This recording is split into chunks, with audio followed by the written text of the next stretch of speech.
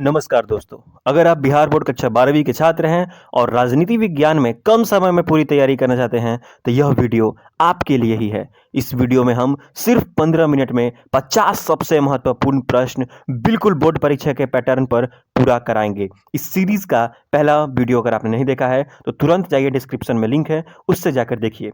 मैं हूं क्रिस पांडे। हम बिहार बोर्ड में 500 में से कुल 435 अंक प्राप्त किए हैं, जिसको लेकर हम बताएंगे आपको कि किस तरीके से हम पढ़ाई किए और कैसे किए, किस तरीके से क्वेश्चंस को अटेम्प्ट किए।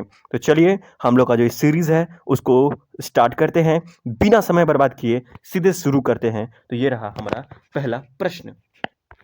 पहला क्वेश्चन है, किस अनुच्छेद के अंतर्गत उच्च न्यायालय रीट जारी कर सकता है?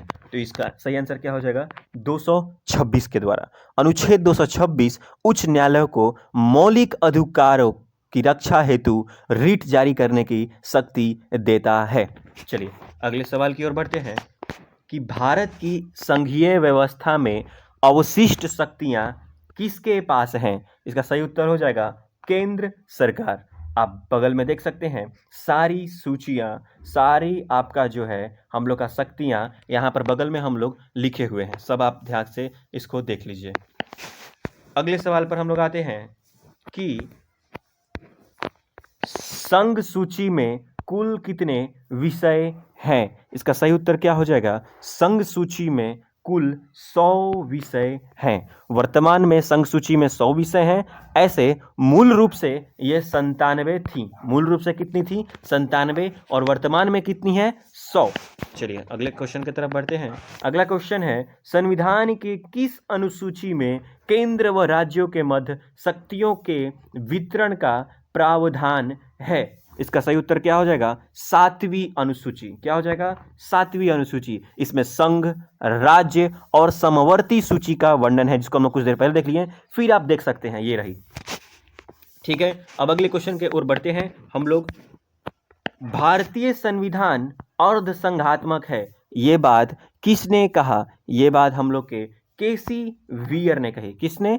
केसी वियर ने। उन्होंने भारतीय संघवाद को क्वासाई फेडरल कहा। क्या कहा? Quasi federal. Quasi federal English में, और हम लोग का हिंदी में क्या हो जाएगा? हिंदी में हम लोग का अर्ध संघात्मक हो जाएगा। चलिए अगले क्वेश्चन की ओर बढ़ते हैं हम लोग। अगला क्वेश्चन है हम लोग का 56 नंबर, विदेश संबंध का विषय किस सूची में रखा गया है? आप ये समझ सकते हैं कि जो सूची हम दिखाए थे वो कितना इंपॉर्टेंट है, उससे बार बार सवाल आ रहा है। इसका सही उत्तर क्या हो जाएगा? संघ सूची में। देखिए फिर से हम बताते हैं, राष्ट्रीय महत्व के मामले जैसे रक्षा और विदेशी मामले केंद्र के अधीन होते हैं।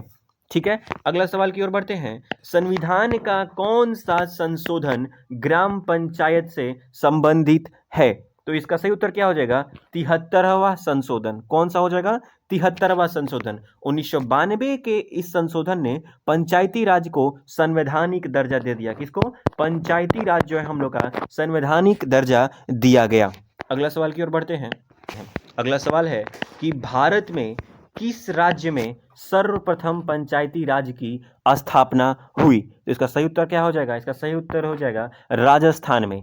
2 अक्टूबर 1959 को जो है राजस्थान के नागौर जिले में इसकी शुरुआत हुई थी। अगला हम लोग देखें कि पंचायती राज दिवस कब मनाया जाता है? इसका सही उत्तर क्या हो जाएगा? 24 अप्रैल। इसी दिन 1993 में 73वां संविधान संशोधन अधिनियम लागू हुआ था। कब? कौन सा? 73वां। कब? 1993 में। इसीलिए जो है हम लोग 24 अप्रैल को पंचायती राज दिवस मनाते हैं। चलिए अगले सवाल की ओर बढ़ते हैं हम लोग। अगला सवाल है हम लोग का कि 74वें संशोधन द्वारा संविधान में कौन सी अनुसूची जोड़ी गई? तो इसका सही उत्तर क्या हो जाएगा? इसका सही उत्तर होगा 12वीं अनुसूची। ये अनुसूची शहरी स्थानीय निकायों जैसे नगर पालिकाओं से संबंधित होती है। ठीक है, अब अगले सवाल की ओर बढ़ते हैं हम लोग। अगला सवाल है हम लोग का कि भारतीय संविधान की संशोधन प्रक्रिया पर किस देश का प्रभाव है? इसका सही उत्तर क्या हो जाएगा? इसमें बहुत लोग कंफ्यूज हो जाते हैं। इसका सही उत्तर हो जाएगा दक्षिण अफ्रीका। क्या हो जाएगा? दक्षिण अफ्रीका। संविधान संशोधन की पद्धति दक्षिण अफ्रीका के संविधान से प्रेरित है। चलिए अगला क्वेश्चन 62 नंबर पर हम लोग चलते हैं। संविधान का कौन सा अनुच्छेद वित्तीय आपातकाल से संबंधित है? इसका सही उत्तर क्या हो जाएगा? इसका सही उत्तर होगा हम लोग का 360। लेकिन खुशनसीबी की यह बात है कि भारत में अब तक कभी भी वित्तीय आपातकाल लागू नहीं हुआ है। आशा है आगे भी लागू न हो। चलिए अगला क्वेश्चन है हम लोग का कि किस विद्वान ने भारतीय संविधान को सामाजिक दस्तावेज कहा है? इसका सही उत्तर हो जाएगा ग्रेनविल ऑस्टिन ने। उन्होंने संविधान को सामाजिक क्रांति का साधन माना था। अगला सवाल हम लोग देखते हैं। अगला सवाल है हम लोग का कि दल बदल कानून संविधान के किस संशोधन द्वारा लाया गया? इसका सही उत्तर हो जाएगा 52वां संशोधन द्वारा। 1985 में 10वीं अनुसूची जोड़कर दल बदल पर रोक लगाई गई थी ताकि कोई भी चुनाव से पहले और बाद में कुछ जुमले कर दल बदल ना कर सके। लेकिन कई हद तक ये अभी तक अच्छे से इम्प्लीमेंट या फिर अच्छे से हम लोग का लागू नहीं हो पाया है। चलिए कोई बात नहीं, अगले क्वेश्चन पर बढ़ते हैं। अगला क्वेश्चन है हम लोग का कि भारत में प्रथम लोकसभा का चुनाव कब हुआ था? तो इसका सही उत्तर क्या हो जाएगा? 1952 में। यह चुनाव अक्टूबर 1951 से फरवरी 1952 के बीच हुए थे। ठीक है, अगले सवाल की ओर बढ़ते हैं। अगला सवाल है हम लोग का कि संविधान के किस अनुच्छेद में राष्ट्रपति सर्वोच्च न्यायालय से सलाह मांग सकते हैं? इसका सही उत्तर क्या हो जाएगा? 143वें अनुच्छेद से। इसे राष्ट्रपति की परमार्शदात्री अधिकारिता कहा जाता है। क्या कहा जाता है? परमार्शदात्री अधिकारिता। नोट डाउन कर लीजिए, परमार्शदात्री अधिकारिता। अगला क्वेश्चन है हम लोग का 67 नंबर कि संविधान के किस अनुच्छेद में अवसर की समानता प्रदान की गई है? इसका सही उत्तर हो जाएगा 16वां अनुच्छेद। यह सरकारी नौकरियों में सभी नागरिकों को समान अवसर की गारंटी देता है। ठीक है, अगले क्वेश्चन की ओर बढ़ते हैं हम लोग। अगला क्वेश्चन है हम लोग का कि सर्वोच्च न्यायालय का कौन सा मामला संविधान के मूल संरचना सिद्धांत से जुड़ा हुआ है? इसका सही उत्तर हो जाएगा बहुत फेमस केस केशवानंद केस। 1973 के इस ऐतिहासिक फैसले में सुप्रीम कोर्ट जो है वो सुप्रीम कोर्ट ने कहा कि संसद संविधान के बेसिक स्ट्रक्चर, मूल संरचना को कभी भी नहीं बदल सकती है। ठीक है, अगले क्वेश्चन पर हम लोग आते हैं कि भारतीय संविधान को कब लागू किया? जी हाँ, आप लोग सब लोग इसका आंसर दे देंगे। 26 जनवरी 1950 को। इसी दिन भारत एक पूर्ण गणतंत्र बना था और अभी कुछ दिनों में ही ये आने वाला भी है। ठीक है, अगला क्वेश्चन है हम लोग का कि अगला क्वेश्चन जाने से पहले हमको आप ये बता दीजिए कि 26 जनवरी को कौन कहाँ झंडा फहराते हैं? जल्दी से आप कमेंट कीजिए। ठीक है, अगला क्वेश्चन है हम लोग का कि संविधान के किस अनुच्छेद के अंतर्गत राज्यपाल विधानसभा को भंग कर सकते हैं? इसका सही उत्तर क्या हो जाएगा? 174वें अनुच्छेद से। राज्यपाल को मुख्यमंत्री की सलाह पर विधानसभा भंग करने की शक्ति प्राप्त होती है। अगला सवाल है हम लोगों का कि भारतीय संविधान में कुल कितनी अनुसूचियां हैं? तो इसका सही जवाब हो जाएगा 12। मूल संविधान में 8 थी और वर्तमान में कितनी है? 12। अगले सवाल की ओर बढ़ते हैं। भारतीय संविधान की प्रस्तावना का विचार किस देश के संविधान से ली गई है? इसका सही उत्तर हो जाएगा USA। देखिए, प्रस्तावना की जो भाषा है वो ऑस्ट्रेलिया से प्रभावित है, लेकिन विचार अमेरिका से लिया गया है।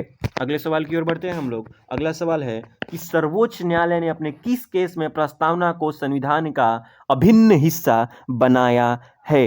अभिन्न हिस्सा बताया है चाहे बनाया है? इसका सही उत्तर जी हाँ, फिर से वही famous case Kesavananda Bharati case. क्या हो जाएगा इसका सही उत्तर? केशवानंद भारती केस। केशवानंद भारती केस। इसमें जो है कोर्ट जो है अपना टिप्पणी करता है और उसको जो है हम लोगों का क्या कहते हैं, प्रस्तावना को अभिन्न हिस्सा बताया है। अगले सवाल की ओर बढ़ते हैं। निम्न में से कौन भारतीय संविधान की विशेषता नहीं है? एकात्मक सरकार भारतीय संविधान की विशेषता नहीं है। भारतीय संविधान जो है वो संघीय है, राज्यों का संघ है, पूर्णतः एकात्मक नहीं है। संविधान की विशेषताएं बगल में आपको दिखाई देती होंगी, उसे आप देखकर नोट कर लीजिए। ठीक है, अब अगले सवाल की ओर बढ़ते हैं हम लोग। अगला सवाल है हम लोग का कि भारत और संयुक्त राज्य अमेरिका को की संघीय व्यवस्था में निम्नलिखित में से कौन सी विशेषता समान नहीं है? इसका सही उत्तर क्या हो जाएगा? दोहरी नागरिकता। अमेरिका में दोहरी नागरिकता है जबकि भारत में ऐसा नहीं है, भारत में केवल एकल नागरिकता है। ठीक है, अगले सवाल की ओर बढ़ते हैं कि राष्ट्रपति अपना त्याग पत्र किसे देता है? इसका सही उत्तर हो जाएगा उपराष्ट्रपति को देता है। राष्ट्रपति उपराष्ट्रपति को और उपराष्ट्रपति राष्ट्रपति को अपना त्याग पत्र सौंपते हैं। अगले सवाल पर आते हैं हम लोग कि मूल संरचना का सिद्धांत किस केस से संबंधित है? इसका सही उत्तर हो जाएगा केशवानंद भारती केस, जिसका हम लोग बार बार जिक्र कर रहे हैं, आपके एग्जाम से बहुत इंपॉर्टेंट है, प्लीज आप इसको देख लीजिएगा। अगला क्वेश्चन है हम लोग का कि धर्म का अधिकार किन अनुच्छेदों में प्रदान किया गया है? तो धर्म का अधिकार जो है आपका 25 से 28 में प्रदान किया गया है। ये अनुच्छेद धार्मिक स्वतंत्रता और अंतःकरण की आज़ादी सुनिश्चित करते हैं। अगला सवाल है कि चुनाव आयोग में कितने सदस्य हैं? तो चुनाव आयोग में कुल अभी फिलहाल में 3 सदस्य हैं। इसमें एक मुख्य चुनाव आयुक्त होता है और 2 अन्य चुनाव आयुक्त होते हैं। अगला सवाल आता है कि राष्ट्रपति किसकी अनुशंसा पर चुनाव आयुक्तों को हटा सकते हैं? तो चुनाव आयुक्तों को हटाने के लिए मुख्य चुनाव आयुक्त जो है सिफारिश करते हैं तो राष्ट्रपति उनको हटा देते हैं। ठीक है, अगला सवाल की ओर बढ़ते हैं हम लोग कि यूपीएससी के कार्यों का वर्णन किस अनुच्छेद में दिया गया है? इसका सही उत्तर हो जाएगा 320। ठीक है, अगले सवाल पर बढ़ते हैं। 82वां नंबर सवाल हम लोग का जो है, संविधान के किस अनुच्छेद में राष्ट्रीय आपातकाल की घोषणा की जा सकती है? इसका सही उत्तर हो जाएगा अनुच्छेद 352। यह युद्ध, बाहरी आक्रमण या सशस्त्र विद्रोह के समय राष्ट्रपति इसकी घोषणा कर सकते हैं। अगले सवाल की ओर बढ़ते हैं हम लोग जो है, राष्ट्रपति पद के लिए न्यूनतम आयु क्या होती है? इसका सही उत्तर होगा 35 वर्ष। देखिए, लोकसभा सदस्य के लिए 25 वर्ष, राज्यसभा के लिए 30 वर्ष आयु अनिवार्य है और राष्ट्रपति के लिए 35 वर्ष। ठीक है, आगे बढ़ते हैं। अब हम लोग 84वां नंबर सवाल पढ़ते हैं। सर्वप्रथम किस राष्ट्रपति ने पॉकेट वीटो का उपयोग किया है? किसने पॉकेट वीटो का उपयोग किया? इसका आंसर हो जाएगा ज्ञानी जैल सिंह ने। इन्होंने 1986 में भारतीय डाक विधेयक संशोधन जो था उस पर अपनी इस शक्ति का प्रयोग किया था। वीटो आप लोग को हम बताएंगे। वीटो जो है एक तरीके से प्रेसिडेंट लगा देते हैं जो है किसी भी बिल को रोकने के लिए। ठीक है, अगले सवाल पर हम लोग बढ़ते हैं। हम लोग का है कि संविधान के तीसरे भाग में दिए गए मौलिक अधिकार में सबसे पहले कौन सा अधिकार है? तो सबसे पहले हम लोग का समानता का अधिकार है। अनुच्छेद 14 से 18 तक समानता का अधिकार सबसे पहले आता है। अगले क्वेश्चन पे बढ़ते हैं हम लोग। भारत का मुख्य चुनाव आयुक्त कौन है? तो भारत के मुख्य चुनाव आयुक्त वर्तमान में ज्ञानेश कुमार हैं। ठीक है, कौन है? ज्ञानेश कुमार हैं। ठीक है, अगले सवाल पर हम लोग बढ़ते हैं। वित्त आयोग की अवधि कितनी होती है? तो वित्त आयोग की अवधि 5 वर्ष होती है। हर 5 साल बाद राष्ट्रपति जो है अनुच्छेद 280 के तहत इसका गठन करते हैं। ठीक है, अगले सवाल की ओर बढ़ते हैं हम लोग। 88वां नंबर सवाल हम लोग का, राष्ट्रपति पर महाभियोग कौन लगा सकता है? तो राष्ट्रपति पर महाभियोग हम लोग का संसद लगा सकता है। ठीक है, और यह प्रस्ताव जो है संसद के किसी भी सदन में शुरू किया जा सकता है। इससे भी सवाल आता है। ठीक है, अगला सवाल पे आते हैं हम लोग। राष्ट्रपति कितने प्रकार के आपातकाल लगा सकते हैं? तो राष्ट्रपति 3 प्रकार के आपातकाल लगा सकते हैं। राष्ट्रीय आपातकाल 352 के तहत, राष्ट्रपति शासन 356 के तहत और वित्तीय आपातकाल 360 के तहत। बगल में आप देख सकते हैं।